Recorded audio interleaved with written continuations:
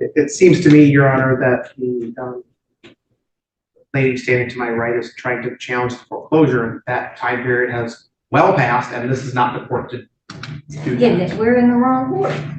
No, we're not, Your Honor. Yeah, because I'm not a tenant. I'm Okay, a owner. man. Well, that's just the characterization of landlord and tenant.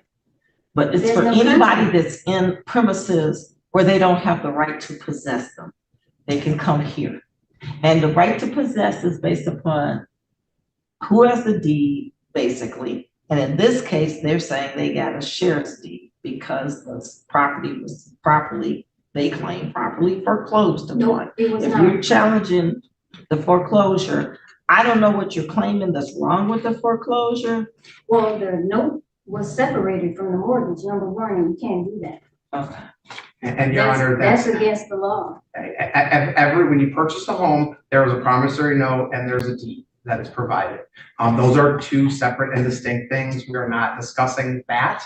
We're discussing whether or not my client has the legal right to possession of this property, and that there is no defense. There is a defense. Well, The ma'am, home is in you probate. say you filed another case about to quiet this title because you believe something is wrong with Oh, it. yeah, no, I'm not a believe. I have proof. I have a. So where's the other case pending? That's what I was trying to get down there to file it. I just haven't made it.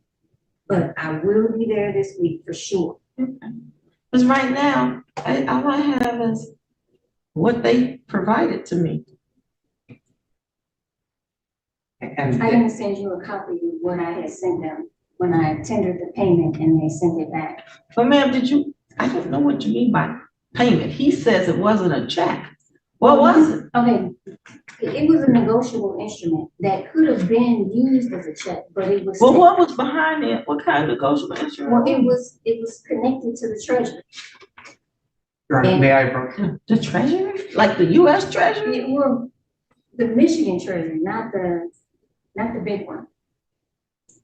I would ask, is this what you're? Yeah, piece of paper? no, it's part of it. I'm holding in my hand a document that said this is a non-cash item, not a check on the top. And may I approach, Your Honor, so you can take a look? This is what we're discussing.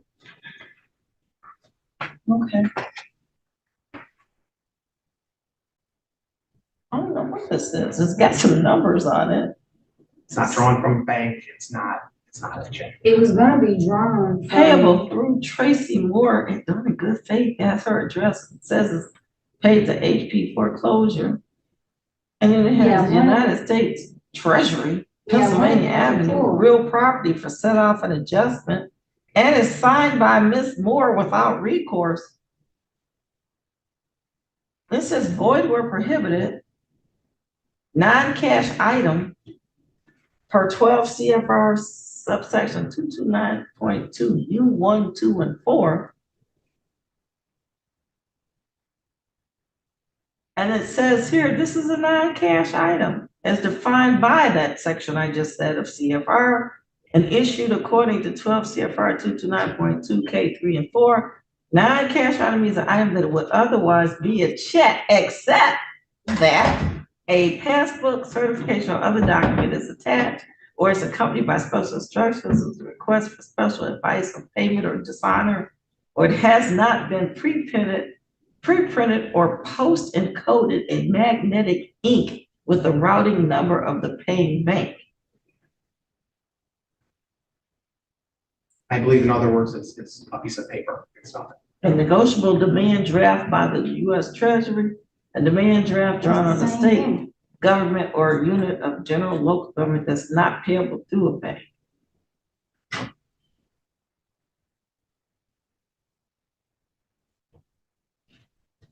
Okay, I mean, you just, I don't know what this is, but you said that no money accompanied this. So, and this was, I don't know when it was dated, June 10th. Mm-hmm. It was within the time period. But they held it and then. Well, let me ask you they this. sent it back. Where were they supposed to cash this? Well, they would have sent everything to the treasury. It was all the original, it was everything. All they had to do was just send it to the treasurer. And the treasury has $153,749.97 that belongs to you, that then they were just gonna pay to them. Yes, Okay. I don't see how that could happen.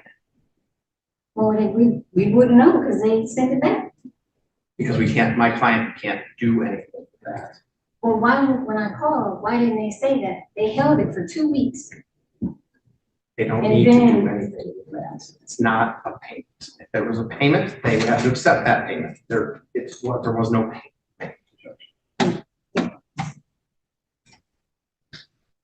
So, other than your issues thinking that something's wrong with the foreclosure itself. Oh, yeah, if I had a securitization audit done, Okay. and it shows it, and Well, ma'am, I I guess my question is this: if I'm going to have a trial, which is what the date was originally scheduled for, I just see some real question of fact. I'm not exactly seeing it. I got a sheriff's deed, and I know it's a redemption period of 6 months. You got this, which is, to my knowledge, not any type of cash item. And I don't see how where they would take it to even try to remit or cash it. I mean, it's like I don't know where you got it from, but it says the document has a background in micro printing, and there's an artificial watermark on the reverse side. I have no idea where you got this and how they were supposed to cash it. just needed to send it in.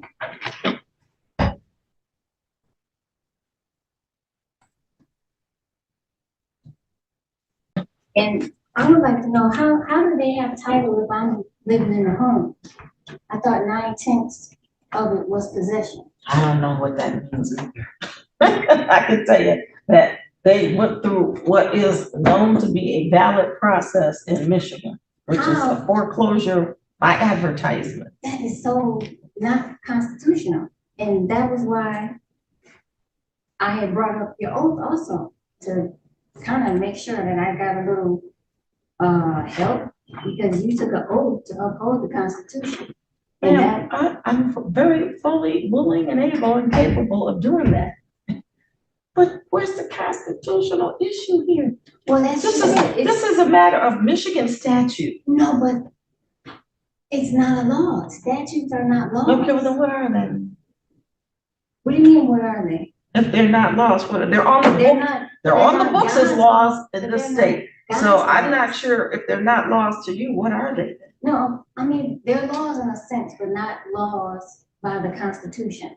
They're not laws made from Congress. Congress makes the Well, law. ma'am, there's federal law and there's state Yes, law. but yes, but But state comes from the federal. no, it doesn't. What do you mean it comes Well, from but it? not- Do you realize you got 50 sovereign states here that can do their own thing, Correct. separate and aside from what the federal government does? And they do it all the time, all the time. What they can't do is something that is a constitutional violation of their state constitution or the federal constitution. I don't see what this is a violation Wait, hold on. of a constitution. Just to foreclose on property when the bill hasn't been paid. But it was foreclosed unlawfully from Huntington. They didn't have a right to foreclose. They separated the note. And that's a known fact. They never recorded the note. They recorded the mortgage. And you're not supposed to do that. That's what part of the affidavit said on the man, the gentleman that did the audit for me. That is not lawful. Your Honor, if that's the case, there was plenty of time to challenge that in the circuit court. This is not the forum for that. The time has lapsed for that to be challenged. No, it's fraud. It's always a challenge in fraud. You know, I've got some case law somewhere on the fact that, you know, the time to challenge these kinds of things in the foreclosure would be during the time that you have redemption, it would be at the circuit court. I mean, at this point, the redemption period is over, but if there's something that went wrong with it, the circuit court could rule on it, but you don't even have a case there. Or I will, I'm working on it. Well, ordinarily, I mean, this would be the trial date, but I just don't see where the issue of fact is that would require us to actually have a trial in this instance. What I'm asking, can you give us a trial date, please? This is the trial date. Oh, okay, I just misunderstood you. Yeah, this is the trial date. And of course, I'd have him call witnesses if I thought it was necessary, but I don't see where it's necessary. I mean, all the documentation he has looks good, and you don't have any documentation that says this is not good, except for your statements that you believe are accurate. And if you wanted to file something, you have plenty of time to file something, Ms. Moore, to challenge this in the proper court. This court just says, was there a proper foreclosure? Did they follow? There's just a process, there's procedures, When they file it, they have to give certain notice, do certain things, give a redemption time. They still didn't do that properly. Well, what didn't they do? Well, they were supposed to have served me and they didn't. They Served just you or what? served me on the first paperwork.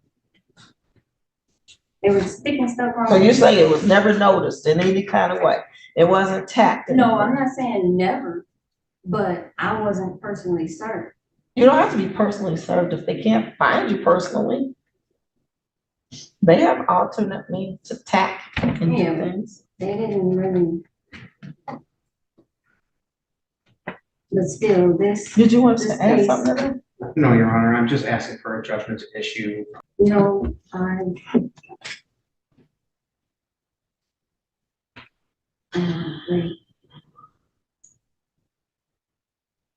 Okay, well, the court is constrained to have to grant his relief because they don't see the issue of fact here for trial. It appears based upon the review of all the documentation that's been provided that there was a valid foreclosure sale, redemption period has passed.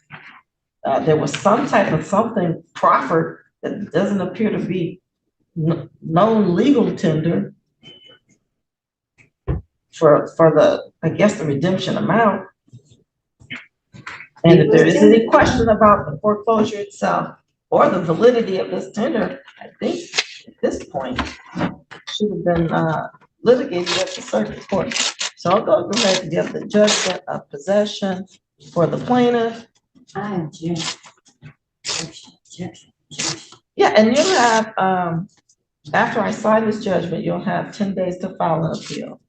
The writ date will be, if I have the judgment today, it's gonna be December 7th. And that's the appeal date. Thank you, Your Honor.